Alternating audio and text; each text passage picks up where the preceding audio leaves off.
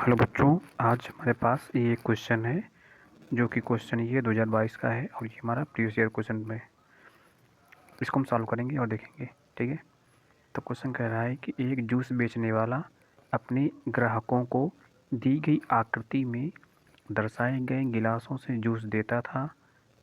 बेलनाकार गिलास का आंतरिक व्यास 5 सेंटीमीटर था, परंतु गिलास की निचली आधार अर्थात तली में एक उभरा हुआ अर्धगोला था जिससे गिलासों की धारिता कम हो जाती थी।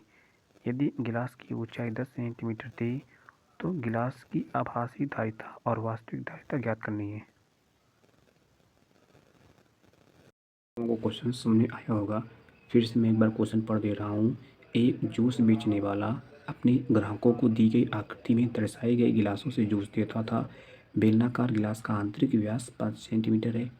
ठीक है, परंतु गिलास के नीचे आधार में एक बराबर अर्धगोला है जो गिलास की धारिता को कम कर देता है। ठीक है, यदि गिलास की ऊंचाई 10 सेंटीमीटर तो गिलास की आभासी और वास्तविक धारिता ज्ञात करनी है। अब थोड़ी देर के लिए मेरी बात ध्यान से सुनना। एक्चुअली होता क्या है, एक गिलास है। ठीक है, ये जो गिलास है, ठीक है, इसके आधार में एक उभरा हुआ आयता ऐसे एक आकार दिया गया है। ठीक है, या तो ऐसे देख लो, ये कोई आपका गिलास है। ठीक है, और जो गिलास है इसके जो आधार है, आधार में एक ऐसी आकृति है। ठीक है, ये ऐसी एक आकृति बनी हुई है और ये आपका ऐसे गिलास हो गया। ठीक है, इसका जो व्यास है वो है 5 सेंटीमीटर व्यास इसका है। ठीक है, तो ये इसका ये पूरा बेलनाकार आकार का है। तो देखिए, जब ये आपका आकृति नहीं होगी, मान लो ये ऐसे होता सीधे सीधे, ठीक है, तब इसका जो आपका पूरा आयतन होता वो पूरा आयतन क्या होता, वो पूरा आयतन बेलन का होता। लेकिन जब ये आकृति इतनी, ये अर्धगोले की आकृति बन गई है, तब इसके पूरे आयतन से गोले अर्धगोले का आयतन कम हो जाएगा। ठीक है, तो वही चीज़ है। तो इसका जो एक तरह से हम बात करें कि जो आभासी आयतन है, आभासी आयतन इस पूरे बेलन का आयतन होगा। ठीक है, लेकिन जो वास्तविक आयतन होगा वो पूरे बेलन के आयतन से ये अर्धगोले के आयतन को माइनस कर देंगे। ठीक है, ये बात थोड़ा समझ लो। इसमें एक्चुअली है क्या कि एक हमारा 5 सेंटीमीटर बेलनाकार गिलास है जिसकी आधार में एक उभरा हुआ तल है जो कि अर्धगोले के आकार का है। तो इसका कह रहा है कि आभासी धारिता और वास्तविक धारिता ज्ञात करो। तो जो आभासी धारिता होगा वो इस बेलन का संपूर्ण आयतन होगा और जो वास्तविक धारिता होगा वो एक तरह से इस बेलन संपूर्ण आयतन से इस अर्धगोले के आयतन को हम माइनस कर देंगे। ठीक है, आई होप आप लोगों को क्वेश्चन समझ में आया होगा। ठीक है, देखिए करते हैं। तो अब हम यहाँ लिखेंगे, ठीक है, कि बेलन, ठीक है, बेलन बेलन क्या है, एक तरह से गिलास ही है।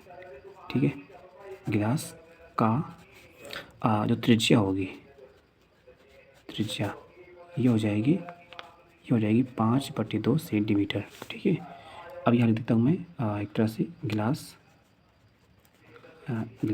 की ऊंचाई। ठीक है, ऊंचाई कितनी हो जाएगी, ये हो जाएगी 10 सेंटीमीटर। ओके, अब देखो मैं लिखूँगा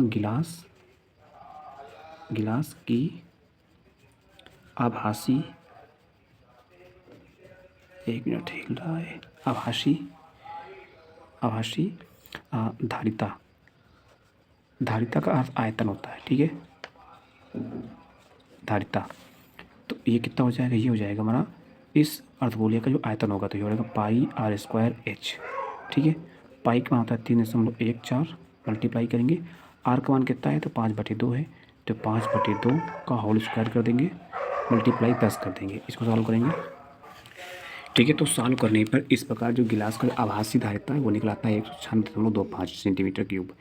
अब हम इस गिलास का वास्तविक आयतन निकालेंगे। ठीक है, तो मैं यहाँ से भी लिख दे रहा हूँ वास्तविक आयतन इसका निकलेगा कैसे। यहाँ लिखेंगे गिलास, ठीक है, गिलास का वास्तविक आयतन, एक मिनट, तो जो गिलास का वास्तविक धारिता होगा वो होगा आभासी धारिता माइनस अर्धगोले के धारिता। तो ये तुम्हारा कितनी, ये मान निकला था 196.25। अर्धगोले का जो फार्मूला क्या होता है आयतन का, वो होता है 2/3 πr³। ओके, ऐसे लगाएंगे, यहाँ सॉल्व करेंगे तो ये कितना हो जाएगा, देखिए ये हो जाएगा 196.25 माइनस करेंगे और यहाँ लगाएंगे फार्मूला। ठीक है, मल्टीप्लाई करेंगे 3.14 और मल्टीप्लाई करेंगे, ये आपका हो जाएगा 5/2 का क्यूब कर देंगे। ठीक है, सॉल्व करेंगे इसे। तो इसको आप लोग देखना, इस बार हम सॉल्व करेंगे ना पूरा, तो ये हो जाएगा 163.2, ठीक है। ऐसे लगभग आएगा सेंटीमीटर क्यूब। तो ये क्या हो जाएगा, ये फार्मूला आ जाएगा, ये आंसर आ जाएगा, ये हो जाएगा गिलास का वास्तविक धारिता, ठीक है। तो हमको जो आभासी धारिता वास्तविक धारिता दोनों निकालनी थी, हमने निकाल दी, ठीक है। अब चलते नेक्स्ट क्वेश्चन में। आई होप ये क्वेश्चन आपको समझ में आया होगा, ठीक है। चलिए अगर नहीं आया तो एक बार क्वेश्चन फिर समझ लो इसमें करना क्या था। देखिए इसमें एक गिलास दिया था, जो गिलास हमारा 5 सेंटीमीटर व्यास का है, इसके आधार में एक उभरा हुआ भाग बना है जो कि अर्धगोला का है।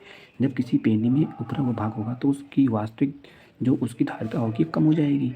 तो वही यहाँ पर किया गया है कि जो आभासी वास्तविक धारिता होगी वो कम होगी, ठीक है, और आभासी धारिता अधिक होगी। तो जो वास्तविक धारिता आभासी धारिता, तो ये जो गिलास दिया गया है, इस गिलास का संपूर्ण जो आयतन होगा वो हमारा क्या हो जाएगा, आभासी धारिता होगी। और इसका अगर संपूर्ण धारिता से अगर इसके अर्धगोले की धारिता को माइनस कर देंगे तो बाकी दो बात करते हैं। अगर बात करें जो ये वाला भाग है ना, कौन सा, ये पूरे यहाँ तक, ये हो जाएगा आभासी धारिता।